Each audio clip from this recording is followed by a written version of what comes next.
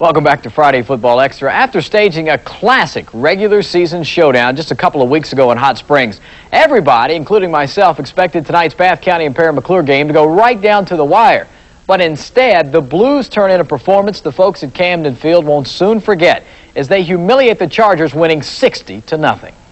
The Blues came onto Camden Field hoping to make a point tonight. Well, instead, they made 60 of them. Just 3 plays after the opening kickoff, Steve Pugh takes the handoff, and he'll scramble 54 yards off tackle for the first score of the night. 8-0 Blues, and although no one knew it, the route was on. On their next possession, Pugh does it again, taking the ball and scooting 23 yards for his second TD of the night. It's 14-0 after the first quarter. And Bob Williams' boys were just getting warmed up. On a 4th and 7 from the Bath 22, Jason Wheeler dashes and darts his way down the sideline for yet another score to make it a 22-0 game. And the Blues defense was just as impressive as they stopped the Bath County Chargers on a 4th and inches on their own 27. A swarm of Blues stopped Dennis Swearingen. And 2 plays after that stop, Pugh scores his 3rd TD of the night. This one from 16 yards out, and the Blues lead it 30-0, and they're only halfway done. In the second half, Parry McCluer scores 30 more points. Brian Watts gets into the act with a 6-yard TD.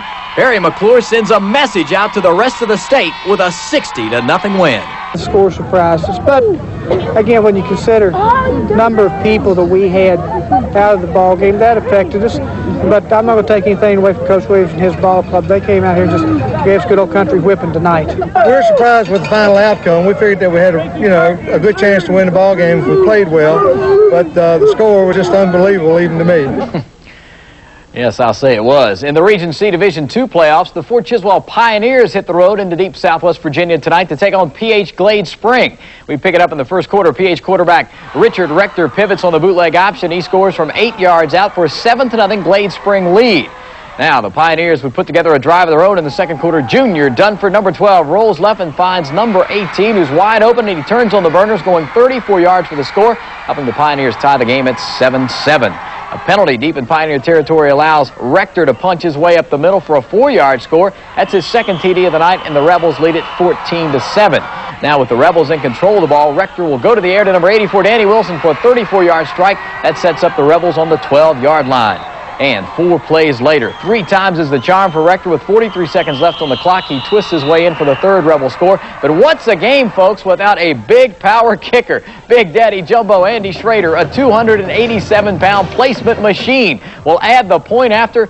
PH Glade Spring goes on to beat Fort Chiswell tonight, we think, because the last score we got of this one was 35-14 in the 3rd quarter. Now in Ringgold tonight, Ken Metter's explosive Dan River Wildcats had to struggle to beat a feisty Altavista team, and in the end there was only one firework as the Wildcats win it 6-0. The folks in Ringgold got into the Christmas spirit early tonight. Both teams came in hoping to light it up, but the defenses decided to pull the plug. Dan River's Terrence Fitzgerald picks off the pass to halt an early Altavista drive. Now the Dan River offense seemed to be clicking in the early going. Sean Jones, the quarterback, connects with James Thompson for a 21-yard gain. The Wildcats then had several shots at the end zone, but the Colonels held firm with a tenacious goal line stand. The half ended in a scoreless tie. The Wildcats started knocking on the Colonels' front door again in the 3rd. Number 88, Terry Moss, steps in front of this Davis pass, though, and comes up with the interception to stop yet another drive. Altavista's offense was led by the quick feet of sophomore sensation Marcus Berger as he picks up a key first down. But again, the Wildcats' defense stopped the drive. Now late in the 4th quarter, Davis finally hooks up with Michael Skipwith for a 34-yard gain into Altavista territory. But Skipwith will cough up the pill, and the Colonels recover. But 2 plays later, the Wildcats with the big defensive play of the night. Davis, who threw an interception early, picks off a Ryan Bennett pass and returns it 40 yards for the game winner. Dan River survives a big scare to advance to the regional finals with a 6-0 win. Dan River will get a shot at unbeaten Rustburg. The red-hot Red Devils improve their unbeaten mark to 11-0 with a 40-7 rout of Jefferson Forest.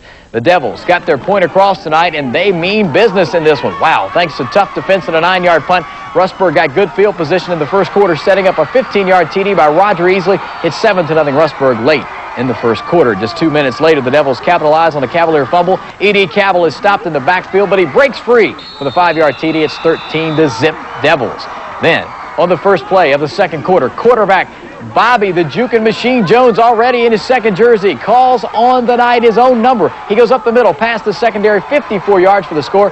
Rustburg is on top, 19-0, following another 1-yard TD by Jones. Jefferson Force finally gets on the board. Garrett Moore takes the pitch left and gets hit at the 2, but he stretches in to break the play.